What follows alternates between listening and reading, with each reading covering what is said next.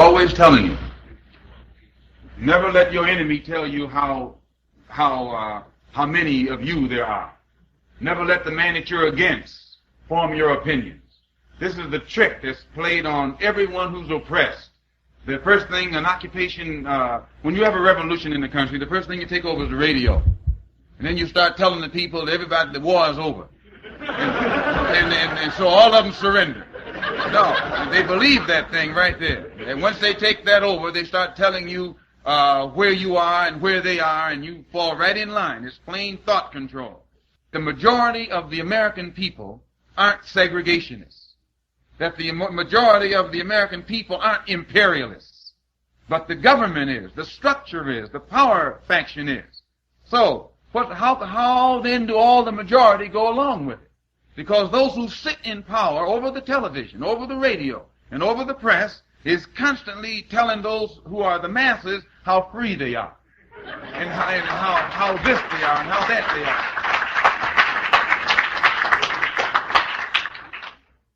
So a mistake is made on your part when you think that white people suffer the same as black people.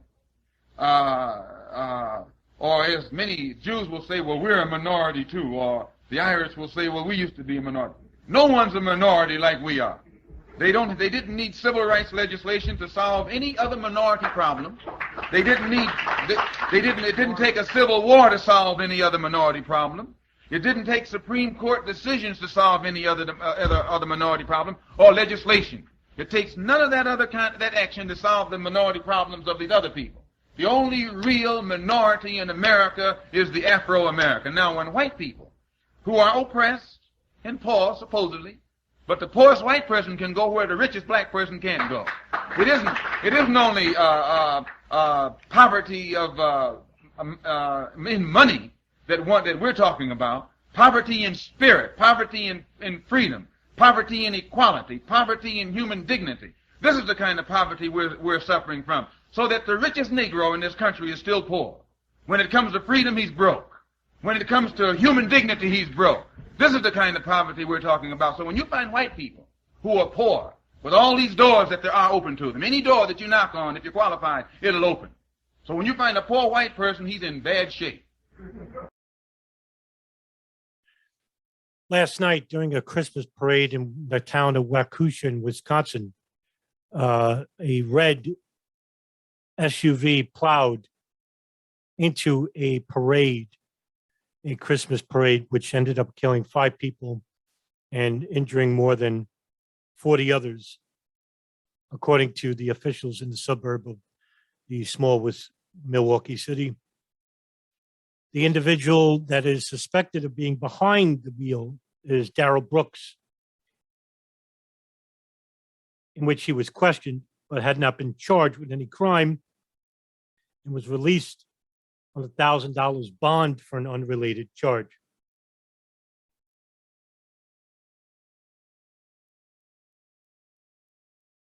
There are 2 others who are suspected to be in charge, but don't know.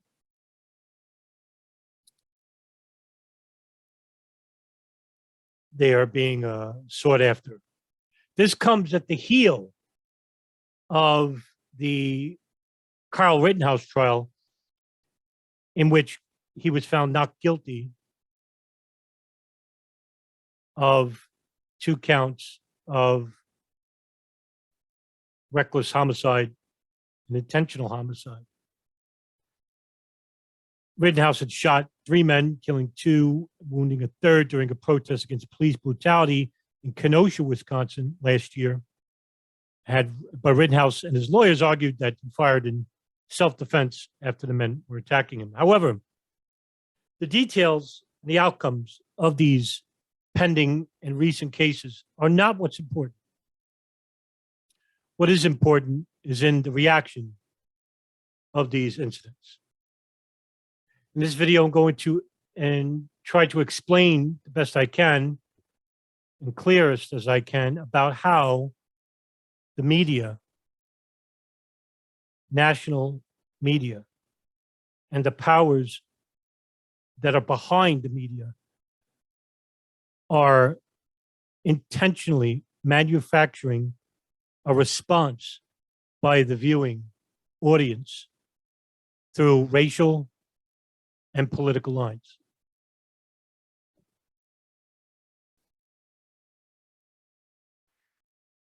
The definition of media manipulation is as follows. It is a series of related techniques in which partisans create an image or argument that favors their particular interests. Such tactics may include the use of logical fallacies, manipulation, outright deception, disinformation, rhetorical and propaganda techniques, and often involve the suppression of information or points of view by crowding them out, by inducing other people or groups of people to stop listening to certain arguments, or by simply diverting attention elsewhere. According to Jacques Ellul, a French philosopher and sociologist, in his book, Propaganda, The Formation of Men's Attitudes, he writes that public opinion can only express itself through channels which are provided by the mass media of communication, without which there could be no propaganda.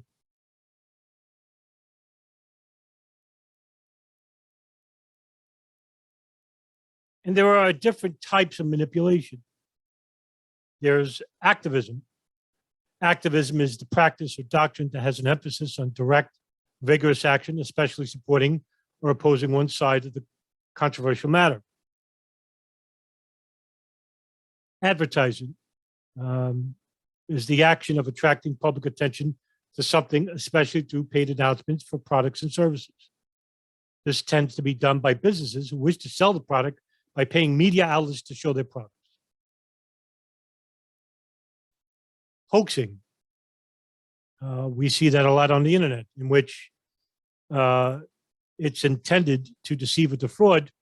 For example, when a newspaper or the news reports a fake story, it is known as a hoax, which are misleading public stunts, scientific frauds, false bomb threats, business scams, etc. A common aspect that hoaxes have is that they are all meant to deceive a lie. And for something to become a hoax, the lie must have something more to offer. And it must be outrageous, dramatic, but also has to be believable and ingenuous.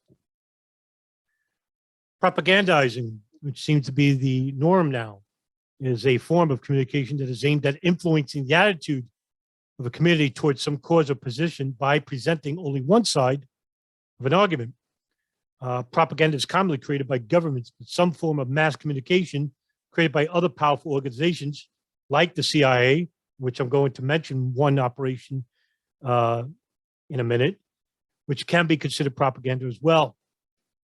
Psychological warfare. I made a video about this 2 days ago, which is sometimes considered synonymous with propaganda, but the principal distinction being that propaganda normally occurs within a nation, whereas psychological warfare normally takes place between nations. We saw this during the advent of the Cold War. And of course, public relations, which is the management of the flow of information between an individual or an organization and the public. And public relations may include an organization or individual gaining exposure to their audiences using topics of public interest and news items that do not require direct payment. The current type of manipulation, which is internet manipulation, and that comes through the forms of astroturfing, clickbait, propaganda laundering, search engine marketing. And of course, there's distractions. They're known as smoke screens. And this technique consists of making the public focus its attention on a topic that is more convenient for the propagandist. And this particular type of media manipulation has been referenced many times in popular culture. Now, we saw this with two films. Well, I'm sorry, one's a film and one's a TV series. Wag the Dog, which was a movie based in the year 1997. It was a satirical black comedy film produced by Barry Levinson and Dustin Hoffman. And of course, the TV series House of Cards. This is meant to cause a distraction within the public. And there are mere variations of the traditional arguments known in logic, such as the ad hominem or the ad populum, but applies to countries instead of individuals. Then you have a straw man fallacy, an informal fallacy. Straw man consists of appearing to refute the opponent's argument while actually attacking another topic, and distraction by scapegoat, which is a combination of straw man fallacy and ad hominem. And it's often used to discriminate someone in order to argument the innocence of someone else. And of course, you have photo manipulation, video manipulation, which are photoshopping, face recognition, digital video through video processing and editing. A couple of years ago, during the Cold War, there was a codename operation led by the Central Intelligence Agency, which was Operation Mockingbird, which was a large-scale program that began in the early years of the Cold War and attempted to manipulate medium used to propaganda purposes. In a document referred to as the Family of Jewels in 1973, the document was published by the CIA containing a reference to Project Mockingbird, which was the name of an operation in 1963, wiretapping two journalists believably disseminating classified information. In the early years of the Cold War, the efforts were made by the U.S. government to use the mass media to influence public opinion internationally. And after the United States Senate Watergate Committee in 1973, which uncovered domestic surveillance abuses directed by the executive branch of the federal government, it was the New York Times in 1974, which published an article by the legendary independent journalist Seymour Hersh, claiming that the CIA had violated its charter by spying on anti-war activists and former CIA officials, and some lawmakers called for a congressional inquiry that became known later as the Church Committees. The committee published its report in 1976, in which it confirmed some earlier stories that charged the CIA had cultivated relationships with private institutions, including the press. But without identifying individuals by name, the Church Committee stated that it found 50 journalists who had official but secret relationships with the CIA.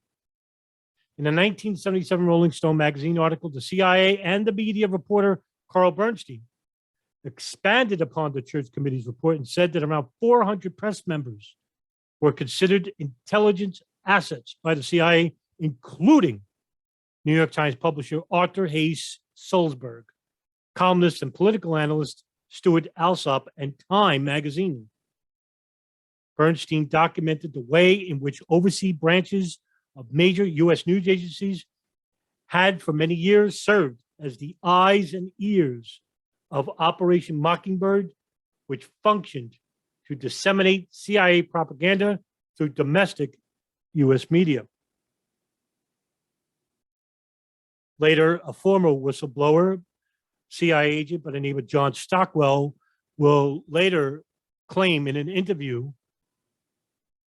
done in 1977 that it was through the CIA which gave a little bit of factual information to journalists in the hopes of coveting them to do their bidding, in which they would give a lot of false information about what was happening in Central America, for example, El Salvador.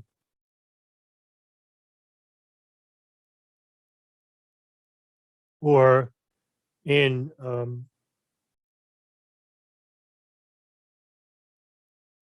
Cambodia, or Colombia, for example, in which the public, the news agencies abroad would publish the information, and agencies like the Associated Press or Reuters or the New York Times would pick up on it and post their stories to the national media, even though these outlets of publishing false information without the knowledge, or maybe with the knowledge, of the suspecting news outlet or reporter,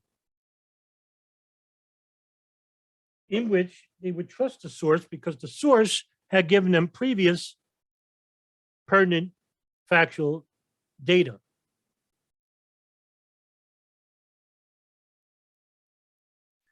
This type of manipulation is being played to the current day. Now, Operation Mockingbird may not be in existence anymore, but you can for sure be illuminated by the fact that a form of manipulation which derived from Mockingbird exists today. And this is exactly what is happening. In fact, it is now much more transparent than it was then because of the immediate technology that we have today, which is at our fingertips. And they're much more unsavvy in their way that the media manipulates its viewing audience. They are no longer hiding, that's fact.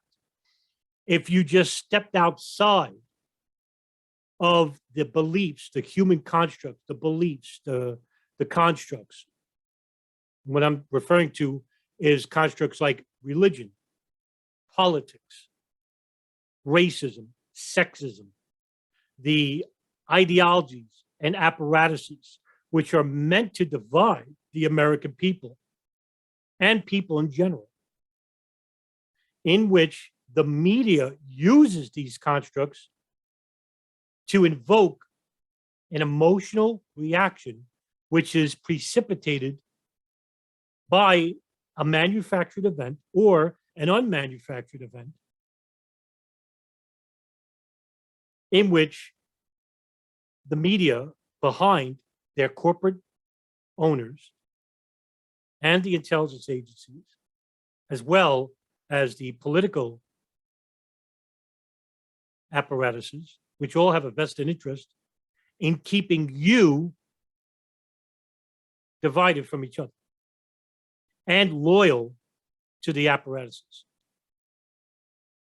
which create a divide to its base and its viewing audience. Last night, after the tragic events in Waukesha,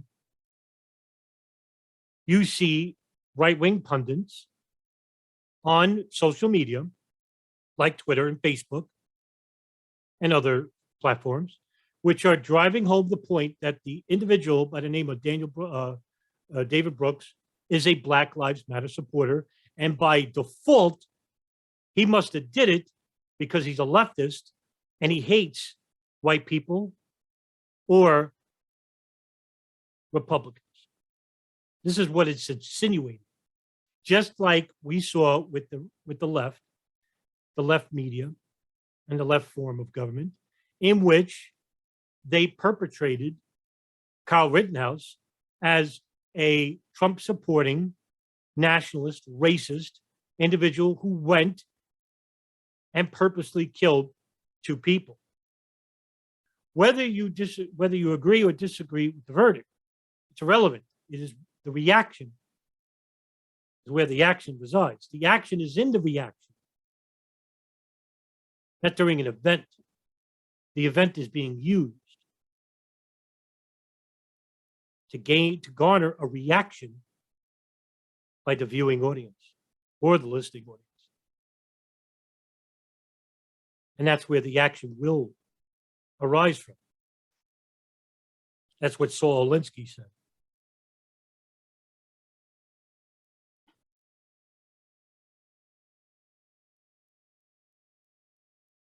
The left and right paradigms inside the United States are being manipulated.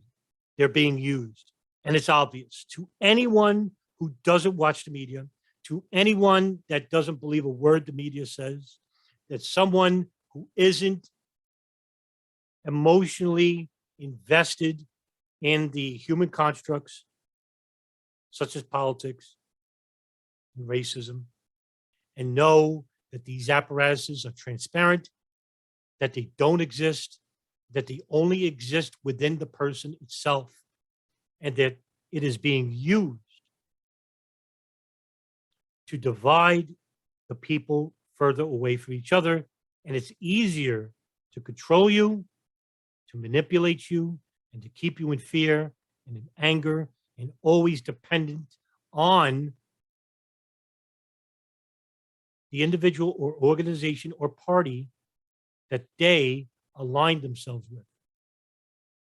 Once you become truly free of the chains of these apparatuses, of these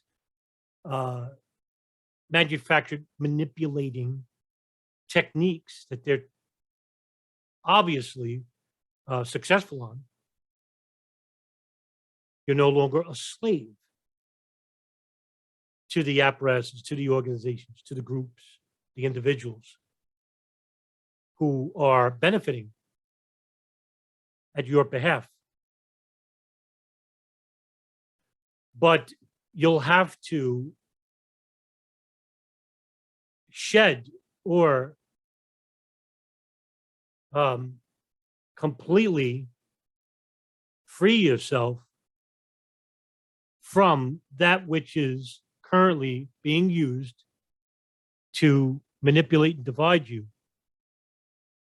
And in order to do that, you must look within yourself and see that you're much more powerful and important to the human community when you act as a group and not as a isolated, manipulated individual,